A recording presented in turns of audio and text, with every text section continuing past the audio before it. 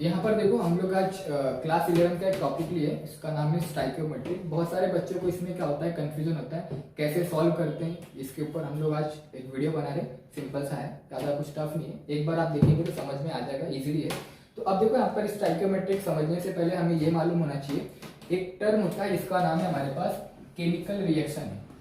एक टर्म है हमारे पास जिसका नाम है क्या, केमिकल रिएक्शन। तो अगर मैं बोलूँ यहाँ पर केमिकल रिएक्शन को समझने के लिए तो हम लोग क्या बोल सकते हैं, जैसे केमिकल रिएक्शन को समझने के लिए हम लोग यहाँ पर क्या बोल सकते हैं। फॉर एग्जांपल जैसे अगर मैं यहाँ पर कोई भी एक ले लिया, हमने यहाँ पर A2 के मॉलिक्यूल ले लिए और यहाँ पर हमने एक B2 के मॉलिक्यूल ले लिए, क्लियर। अब यहाँ पर क्या होगा, अब केमिकल रिएक्शन का मतलब ये होता है कि breaking of old bond and formation of new bond. मतलब सिंपल सा लॉजिक है, आप अपने डे टू डे लाइफ में अभी इसको लगा सकते हैं कॉन्सेप्ट, है ना, क्योंकि आप पुराना बॉन्ड तोड़ेंगे तभी आप नया बॉन्ड का फॉर्मेशन कर सकते हैं, सिंपल सा। तो यहाँ पर देखो ये कि अगर मैं बोलूँ यहाँ पर ये ए और ए के बीच में पुराना वाला बॉन्ड बना था कि नहीं बना था। अब बताओ बी वाले और बी के केस में क्या था, हमारे पास पुराना वाला बॉन्ड बना था कि नहीं बना था। अब दोनों ने क्या कर दिया, यहाँ पर अपने खुद का क्या करा लिया, यहाँ पर ब्रेकअप करा लिया। तो अब क्या करेंगे, अब बताओ ये भी सिंगल हो जाएगा, ये भी सिंगल, तो यहाँ पर क्या बनेगा हमारे पास, ये ए और बी आपस में कंबाइन कर जाएंगे कि नहीं कर जाएंगे।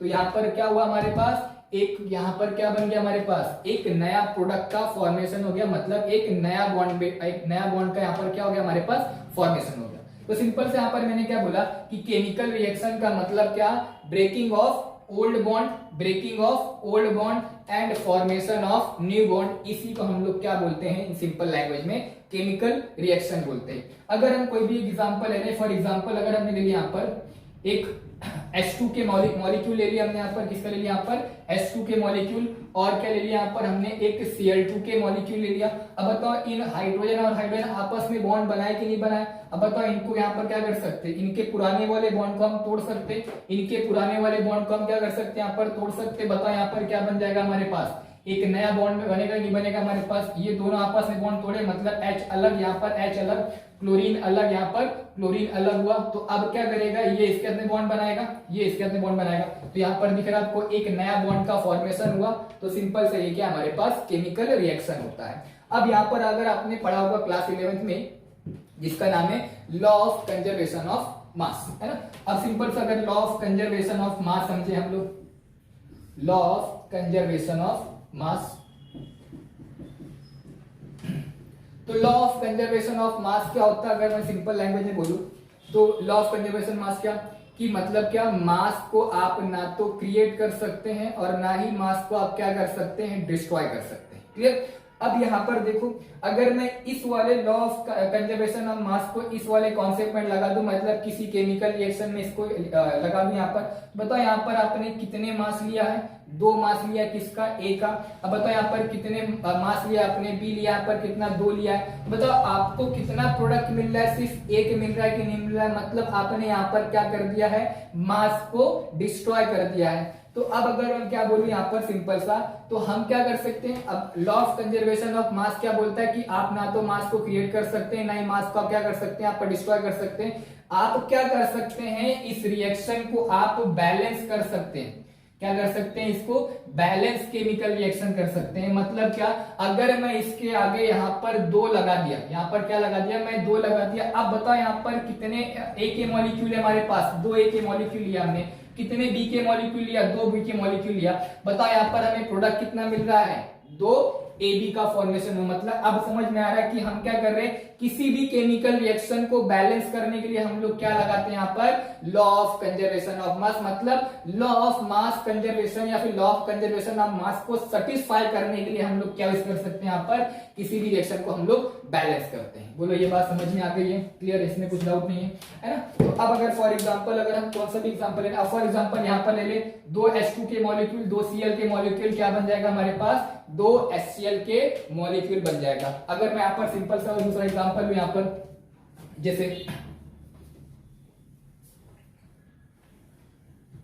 तो जैसे फॉर एग्जांपल हम यहाँ पर कि हम बात करते हैं किसी भी केमिकल रिएक्शन पे, फॉर एग्जांपल अब अगर हमने यहाँ पर ले लिया H2 प्लस O2 ले लिया, तो हमें क्या मिल सकता है यहाँ पर, सपोज अब हमें इसको बैलेंस करना है, किसी भी केमिकल रिएक्शन में क्या करना है, हमें यहाँ पर बैलेंस करना है। तो बच्चे क्या कर सकते हैं, यहाँ पर गलती ये कर सकते हैं कि यहाँ पर 2 हाइड्रोजन 2 ऑक्सीजन, यहाँ पर 2 हाइड्रोजन 1 ऑक्सीजन कमी है, तो इसके आगे क्या लगा दें, O2 लगा दें।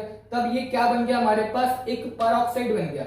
आपको ऐसे बैलेंस करना है कि हमें एक कुछ एप्रोप्रिएट यहाँ पर कोई कंपाउंड मिलना चाहिए। मतलब आप बना रहे चाय, बन गई आपके पास क्या, कुछ दूध बन गया, तो कैसे बनेगा, तो आप यहां से बना क्या रहे हैं, आप वाटर मॉलिक्यूल का फॉर्मेशन कर रहे हैं, तो आपको क्या करना पड़ेगा, इस रिएक्शन को क्या करना पड़ेगा, या इस केमिकल रिएक्शन को क्या करना पड़ेगा, आपको बैलेंस करना पड़ेगा। तो बैलेंस करने के लिए आपको क्या करना पड़ेगा, यहाँ पर अगर मैंने बोला यहाँ पर 2 ऑक्सीजन के मॉलिक्यूल इधर पे कितने हमारे पास, 1 है ना, तो अगर हम यहाँ पर हाफ ले लें तो बताओ ये 2 से 2 कैंसिल, बचे कितने, 2 हाइड्रोजन के मॉलिक्यूल और 1 ऑक्सीजन का मॉलिक्यूल। तो बताओ हमारा रिएक्शन कैसा हो गया, बैलेंस हो गया कि नहीं हो गया।